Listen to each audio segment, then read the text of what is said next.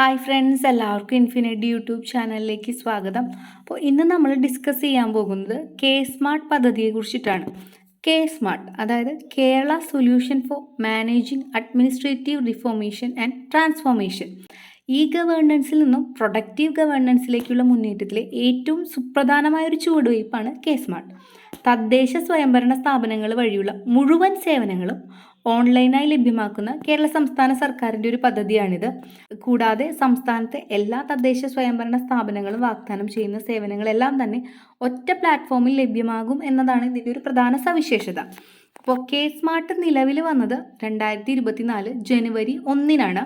ഇതിൻ്റെ സംസ്ഥാനതല ഉദ്ഘാടനം നിർവഹിച്ചത് നമ്മുടെ സംസ്ഥാനത്തിൻ്റെ മുഖ്യമന്ത്രിയായ പിണറായി വിജയനാണ്. മൊബൈൽ ആപ്ലിക്കേഷൻ്റെ ഉദ്ഘാടനം നിർവഹിച്ചത് മന്ത്രിയായ പി രാജീവാണ്. ഈ ഒരു ആപ്പ് വികസിപ്പിച്ചത് ഇൻഫർമേഷൻ കേരള മിഷൻ്റെ നേതൃത്വത്തിലാണ്.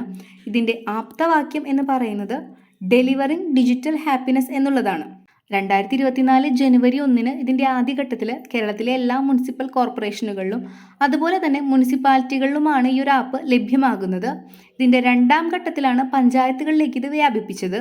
ഇതിൻ്റെ ഭാഗമായിട്ട് 2025 ഏപ്രിൽ 10-നാണ് പഞ്ചായത്തുകളിൽ കെ സ്മാർട്ട് ആരംഭിച്ചത്. ഇനി ആദ്യഘട്ടത്തിൽ ലഭ്യമാകുന്ന സേവനങ്ങൾ എന്തൊക്കെയാണെന്ന് നോക്കാം. സിവിൽ രജിസ്ട്രേഷൻ, അതായത് ജനന മരണ വിവാഹ രജിസ്ട്രേഷൻ മുതലായവ ഈ ഒരു ആപ്പ് വഴിയാക്കിയിട്ടുണ്ട്.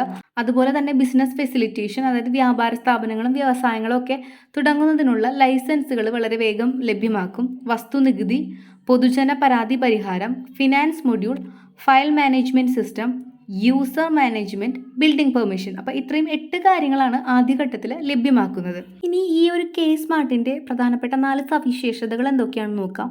ഒന്നാമത്തെ സവിശേഷതയാണ് നിങ്ങളുടെ ഭൂമിയെ അറിയുക. അതായത് നമ്മൾ പെർമിഷന് വേണ്ടിയിട്ട് ഒരു പ്ലാൻ സമർപ്പിക്കുമ്പോൾ തന്നെ ആ ഒരു പ്രദേശത്ത് അനുവദനീയമായ നിർമ്മാണ തരങ്ങളെക്കുറിച്ചിട്ട് പൊതുജനങ്ങൾക്ക് വ്യക്തമായിട്ടൊരു ധാരണ നൽകും.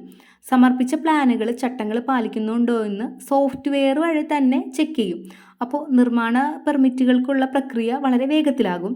അടുത്തതാണ് മാസ് പെറ്റീഷൻ.